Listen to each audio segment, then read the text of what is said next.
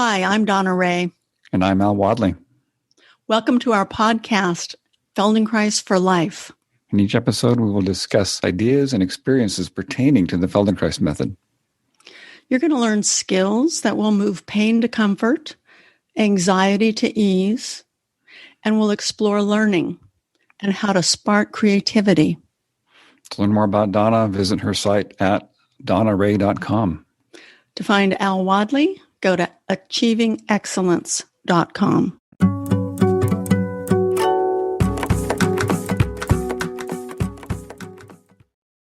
Good morning, Al.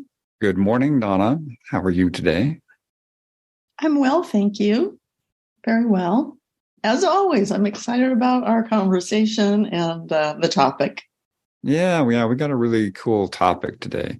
That's very interesting. I think y'all find this very interesting discussion today. So we're going to start talking about the sacrum. And so what comes up in your minds, listeners, when we say sacrum?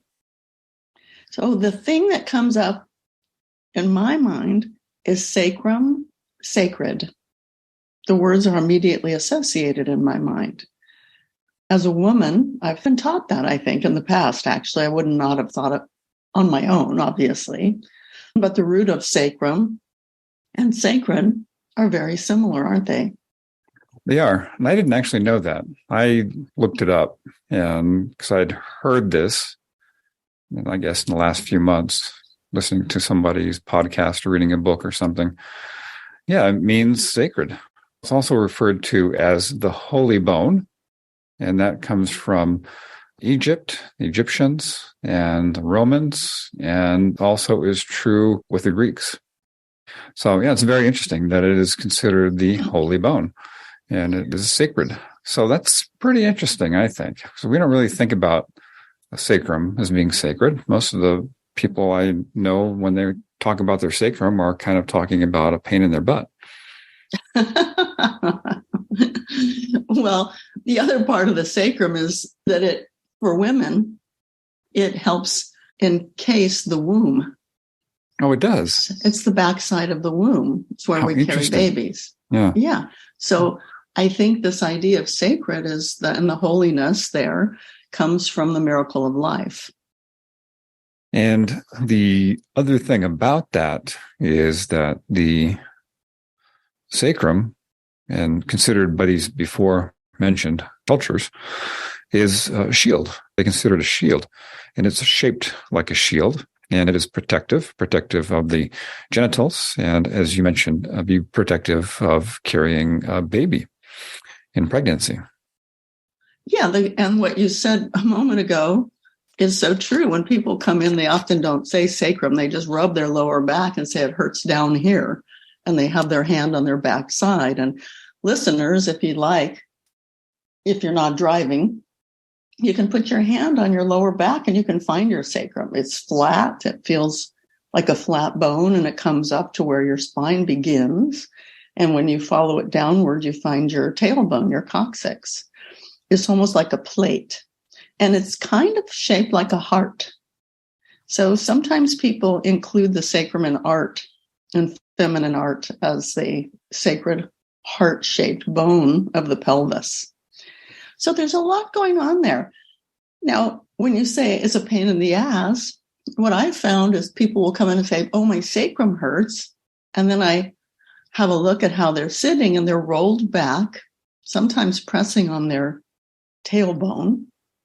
And there's pressure against the chair, the seat of the chair, the back of the chair against the sacrum. Well, the sacrum is not made to bear weight. So when they learn how to come up tall and sit on top of the sitting bones, the pain in the sacrum goes away, because that's where we're meant to be bearing weight. And you can find your sitting bones too.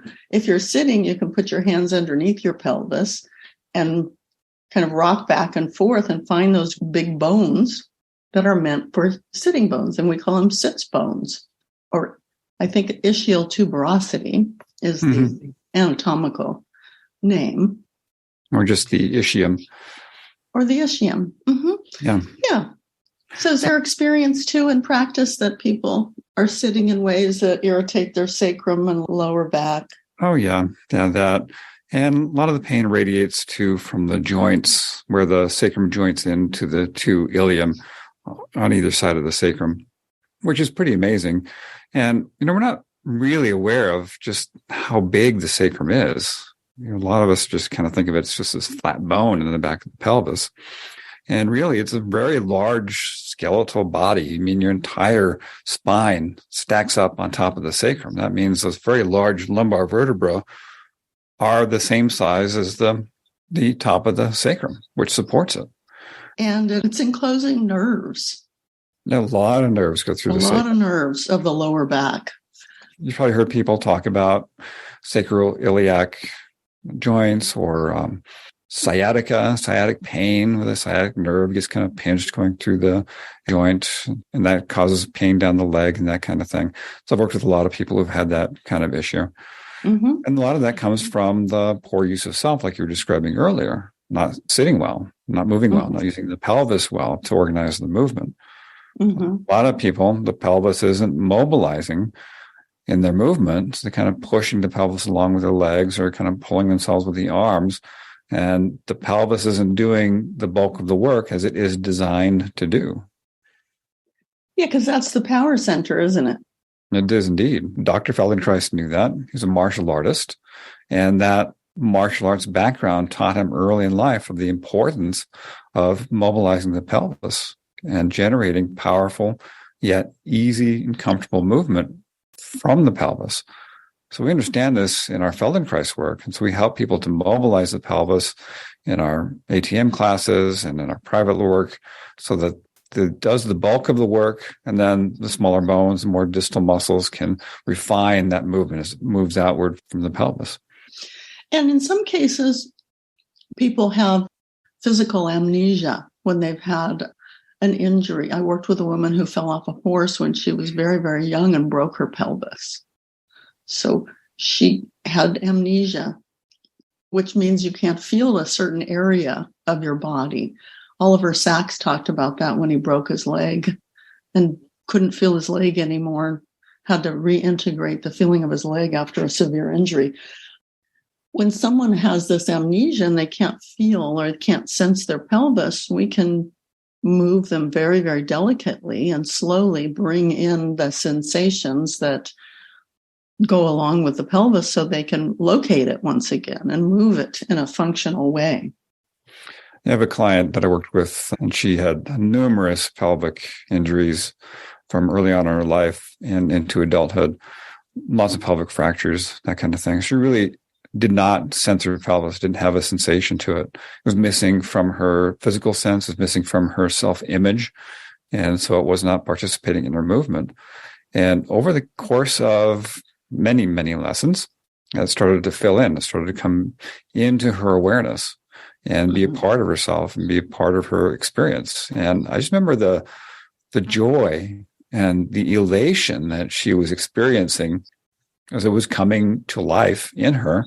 And she could start to move and organize herself from the pelvis. She was just so delighted and so excited and so happy. So it made life so much better. Having full sensation of your entire self is elating. It makes us feel whole. And we move with greater ease and comfort. And I want to add that when we're working with somebody who's had some kind of difficulty with the pelvis, that we move very indirectly. So we can move from the feet through the legs to the pelvis. We can move the head through the spine to the pelvis. We move the torso, the spine. So sensations are moving through. And it's very comfortable in that way for somebody to regain the movement and sensation in their pelvis. I know there are therapy approaches and physical therapy, for example, that are extremely direct, and they can be useful also. But in the Feldenkrais method, we tend to work quite indirectly. Yeah, and it's a safe way to work, too. People who experience trauma to the pelvis or some other part of themselves, by working indirectly, we can start to cultivate movement, cultivate awareness in those parts indirectly. And that's such a safer, more comfortable way for people to start to experience themselves. And a direct approach could reactivate a traumatic response or maybe resistance to it. If there's been an injury there, there's often part of the brain and the nervous system that is still preoccupied with protecting that area. And a direct approach is going to reinforce that. So the indirect approach and gentle work bypasses that, creates a sense of safety, comfort, mobility from a different way, from a different part of the self.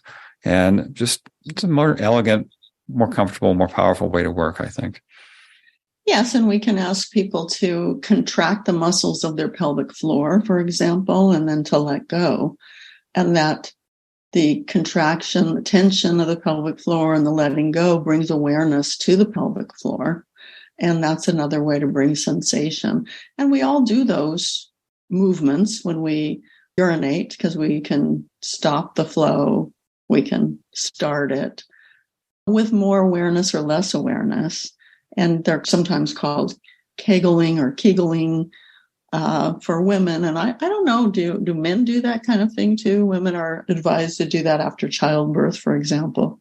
Oh, yeah. Yeah, definitely. Men are encouraged to do that, to do the kegling kind of thing, to contract the pelvic floor. And it can be contracted in many different ways, to stop or start the flow of urine, or to contract the perineum, which is that soft tissue between the genitals and the anus, or to contract the anal sphincter.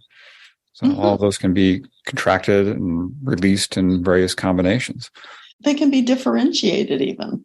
Yeah. Sensation is there. People can learn how to do that too, to contract the anus separate from the pelvic floor and urination, for example. So I found too, by leading people through movements of this kind, coupled usually with the breathing or the rocking of the pelvis, that lower back pain often goes away, and people discover that they've been in kind of a holding pattern of holding the pelvis, contracting those muscles of the pelvic floor, including the anus, and they have no awareness of the amount of contraction that is there.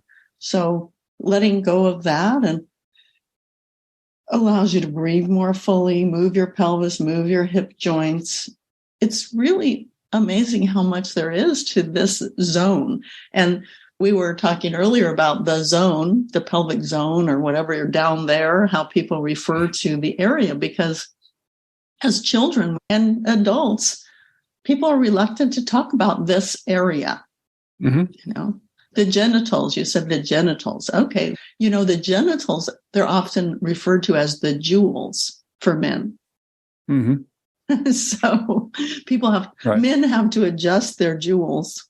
Yes, the family jewels. Yeah. The family jewels. I think women, we have jewels too, but they're not external like you. Right. So there's so much about this that is funny and somewhat uncomfortable for people to refer to talk about, and to become aware of.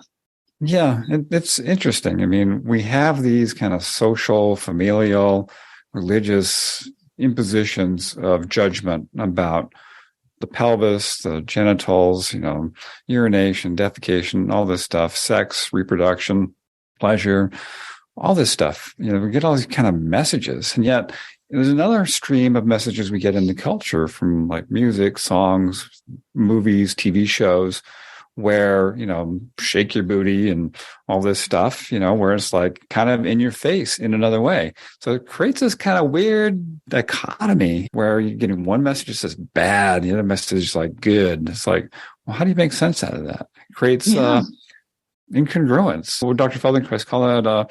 Cross motivation. Yes, that's true. What an example of cross motivation. And again, it's how we give birth. That's also a miracle. All those bones with the right hormones at the right stage of pregnancy are capable of opening up and allowing a little baby to pass through. That's a miracle. Incredible. And it's incredible when you, as a woman, have that experience. It's not for everybody. I don't say that everybody should have it, but it's a miracle. Yeah. I can't even imagine what that would be like. It's mind-boggling to try and put myself in that position and try to imagine what would that be like to actually push a baby out from between my legs. It's amazing. I chose to give birth to my two sons with full awareness of what was going on. So I didn't use any kind of medication to numb my pelvis. I wanted to feel it. And it was so extraordinary. Yeah, it was painful, but I also worked with a hypnotherapist, with Dr. Steve Gilligan, to prepare for the birth. And it was amazing. So I stayed very calm, very relaxed, fearless. And it was truly, both experiences were so empowering to sense myself in the physical, emotional reaction of giving birth. And it goes from pain to pleasure. So if you stay with it, there's a moment of ease when the baby slides out that's like, wow, it is a pleasurable experience in the end. So it's very now uncommon for women to give naturally to their birthing. Most women numb out and they don't feel the whole experience. And I think many women that I speak with are really afraid to feel it. They're afraid of the pain, and they're uncomfortable with the changes in their body. But I encourage women to explore natural childbirth and to do what they want. Always it comes to the individual. What has been described to me, by the time that people get what they're called spinal blocks to numb the pelvis, and sometimes the legs too are numbed, they've already done a lot of the work. They've already felt a lot of the pain, discomfort, the work, and then they don't feel the moment when the baby slides out of the birth canal. So preparation, comfort, allowing the body to do what it needs to do is a gift. Sometimes people have difficulty with urination or all the ways that we have to eliminate. And being with my grandchildren and changing diapers has, really brought to my mind how many times a day those little babies get their bottoms wiped.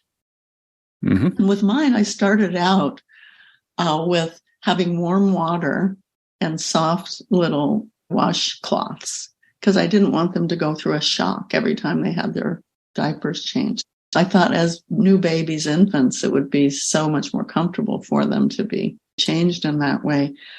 But for the first few years of our lives, somebody else has to clean up that mess. That's right. There's a lot of sensation that goes with that. And there's also the relationship between the caregiver and the baby and the toddler and how they're responding to that. So it's kind of messy sometimes. And if you bring a lot of ich and yuck, it can be shaming for the child, not intentionally. Yeah, even at that very young age, infants, babies, young children are going to pick up on that messaging. It's gross, it's dirty, yucky. And it goes in. And it may not be conscious. What is that called? Implicit memory. And that goes into influence values and judgments later in life. Mm-hmm. Yeah, and then going into toilet training, that again, it can be uncomfortable for the toddler because the means by which they're trained makes a difference. So there are lots of approaches to that too. One is just to let kids run around naked. I let my kids do that in the summer so they became more aware of when they were peeing and pooping. Because if they always have a diaper on, they don't really know when they're peeing and pooping. So if they're outside running around in the summer here in San Diego, it's very comfortable, and you have the potty chair there, they become aware of what they're doing, and it's an easier process of training. But it's accomplished. We all learn how to do that.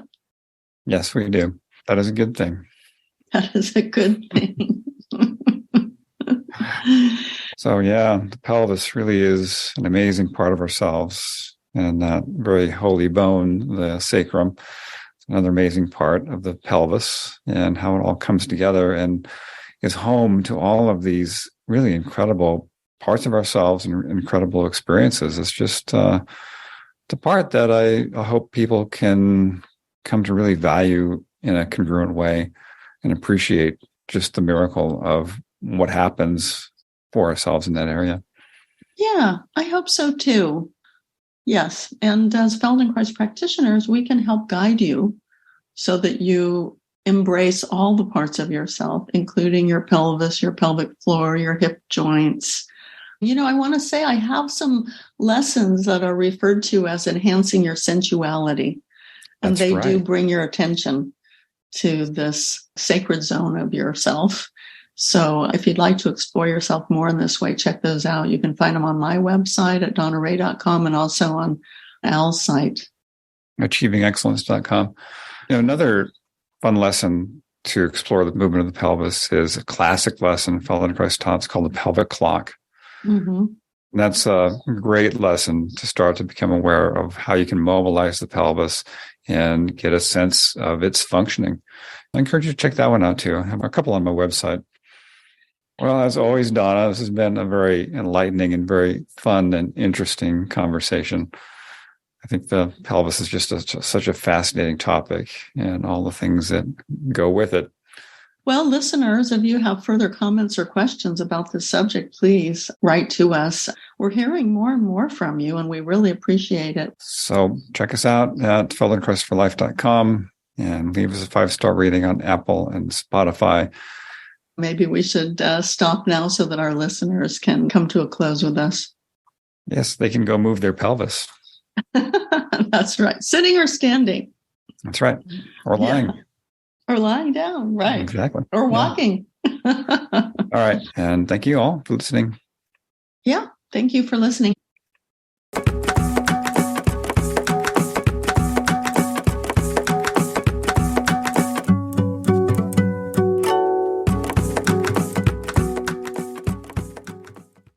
If you'd like to follow up with a question, send an email to info@feldenkrais4life.com. We would love to hear from you. You can learn more about us on our websites. You can find Al at achievingexcellence.com. You can visit my site to join my classes and reach out to me for private lessons online or at my Longmont studio. You'll find my store, the Feldenkrais store, there as well. We can purchase books, audio products, and videos. Donna's website is donnaray.com. And if you visit my website, you'll find that I'm offering individual sessions, group classes in the Feldenkrais method, mentoring groups, professional Feldenkrais training program information, and recorded lessons. Thank you again so much for joining us. I look forward to you hearing us next week. Bye now. Bye.